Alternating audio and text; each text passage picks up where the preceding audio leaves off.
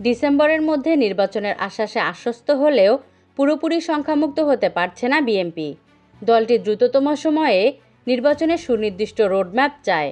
দলটির নেতারা মনে করছেন, বিএনপির সাথে বৈঠকে প্রধান উপদেষ্টার আশ্বাস সত্ত্বেও নানা বাধা আসতে পারে, কারণ নির্বাচন প্রলম্বিত করতে সরকারের উপর কোনো পক্ষের এক ধরনের চাপ আছে।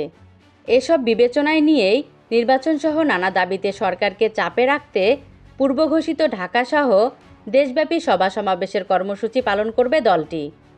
নেতারা মনে করেন, পতিত ফ্যাসিবাদের দোসরদের নানামুখী ষড়যন্ত্রের প্রেক্ষিতে অবিলম্বে একটি গ্রহণযোগ্য, অবাধ ও সুষ্ঠু নির্বাচনই হতে পারে বিশৃঙ্খল পরিস্থিতি থেকে উত্তরণের একমাত্র পথ।